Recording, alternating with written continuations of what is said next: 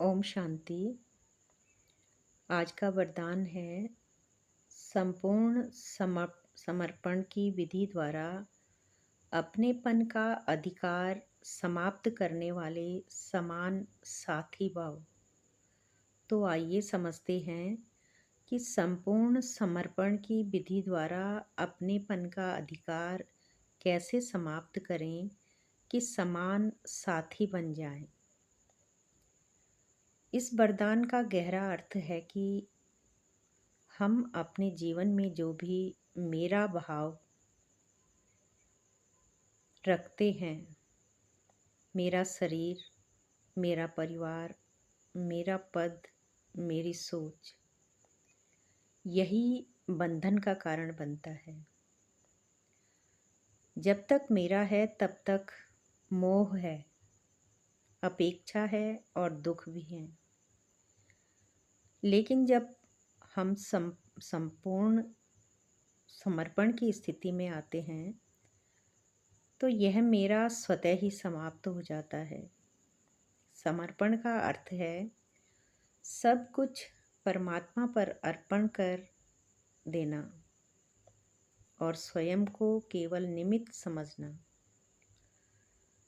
जैसे एक सच्चा ट्रस्टी होता है, वह किसी वस्तु का मालिक नहीं होता, लेकिन उसकी पूरी जिम्मेदारी निभाता है।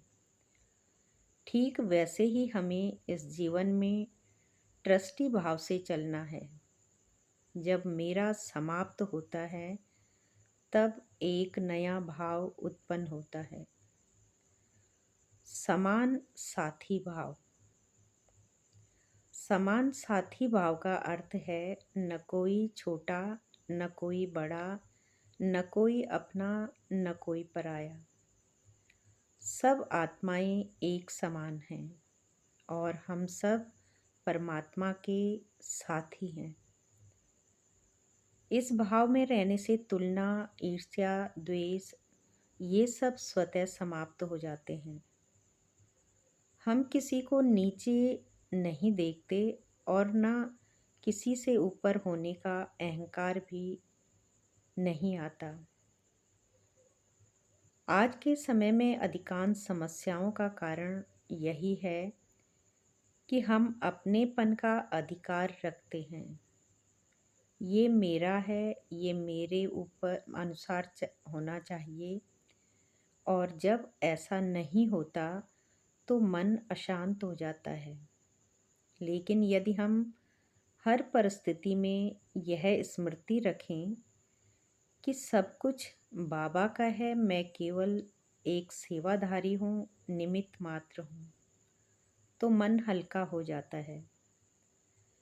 समर्पण हमें कमज़ोर नहीं बनाता। समर्पण हमें कमज़ोर नहीं बनाता, बल्कि सबसे शक्तिशाली बनाता है, क्योंकि तब हम अपने सीमित बल से नहीं बल्कि परमात्मा के असीम बल से कार्य करते हैं। बाबा भी कहते हैं, जो वायदा है कि साथ रहेंगे, साथ चलेंगे और साथ में राज्य करेंगे, इस वायदे को तभी निभा सकेंगे जब साथी के समान बनेंगे। समानता आएगी समर्पण से। जब सब कुछ समर्पण कर दिया तो अपना और अन्य का अधिकार समाप्त हो जाता है। जब तक किसी का भी अधिकार है तो सर्व समर्पण की कमी है, इसलिए समान नहीं बन सकते। तो साथ रहने का, साथ उड़ने के लिए जल्दी जल्दी समान बनो। तो आइए आज हम यही अभ्यास करेंगे कि हर कर्म करते समय अपने आप से पूछें, क्या मैं यह मेरा समझकर कर रहा हूँ या समर्पित होकर कर रहा हूँ।